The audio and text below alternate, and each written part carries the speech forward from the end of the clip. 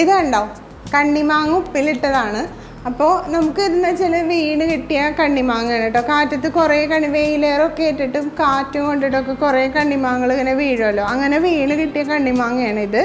ഇത് നമ്മൾ നന്നായിട്ട് കഴുകിയെടുത്തു ആദ്യം. എന്നിട്ട് ഒരു നല്ല തുണി വെച്ചിട്ട് തുടച്ചിട്ട് അതിൻ്റെ വെള്ളമൊക്കെ ഒന്ന് കളഞ്ഞെടുത്തതിന് ശേഷം ഇതുപോലുള്ള ഒരു കുപ്പിയിൽ ഉപ്പിലിട്ട് വെച്ചതാണ്. ഇതെന്ന് പറഞ്ഞാൽ ഒരു 5-6 ദിവസം നമ്മൾ അടുപ്പിച്ച് പറക്കിയെടുത്താണ് കേട്ടോ കണ്ണിമാങ്ങ.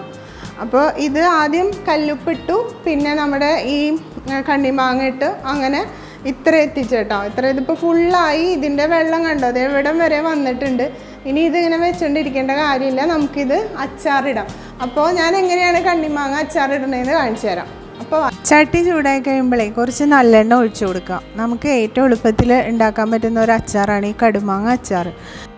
എണ്ണ ചൂടായി കഴിഞ്ഞപ്പോഴേ അതിലേക്ക് ഇതേ കുറച്ച് കാശ്മീരി മുളക് പൊടി ഇട്ട് കൊടുത്തിട്ടുണ്ട്. അപ്പോൾ കാശ്മീരി മുളക് പൊടിയും വേണം, സാദാ മുളക് പൊടിയും വേണം. അപ്പോൾ ഇത് ആദ്യം കാശ്മീരി മുളക് പൊടി ഇട്ടിട്ടുണ്ട്. എന്നിട്ട് പിന്നെ സാദാ മുളക് പൊടി ഇട്ട് കുറച്ച് മഞ്ഞൾപ്പൊടിയും കൂടി ഇട്ടിട്ട് ഒന്ന് മിക്സ് ചെയ്തെടുക്കണം. നമ്മൾ കണ്ണിമാങ്ങ ഉപ്പിലിടുന്ന സമയത്ത് നമ്മൾ കുറച്ച് കാര്യങ്ങൾ ശ്രദ്ധിച്ചാൽ മാത്രം മതി നമ്മുടെ അച്ചാർ കുറേ കാലം കേടുകൂടാതെ സൂക്ഷിക്കാൻ പറ്റും.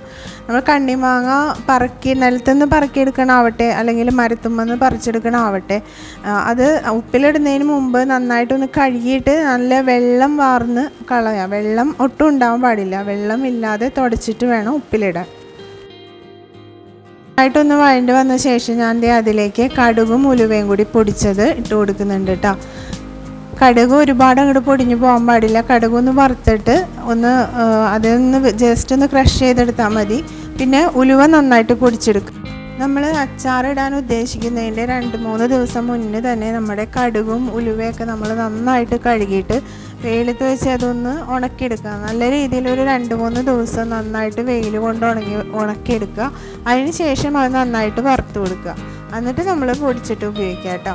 അപ്പോൾ ഇതേ ഈ കടുക് ഉലുവ ഈ പൊടി ഇട്ടതിന് ശേഷം പിന്നെ ഞാൻ അതിലേക്ക് കായപ്പൊടി കൂടി ഇട്ടിട്ടുണ്ട് കേട്ടോ.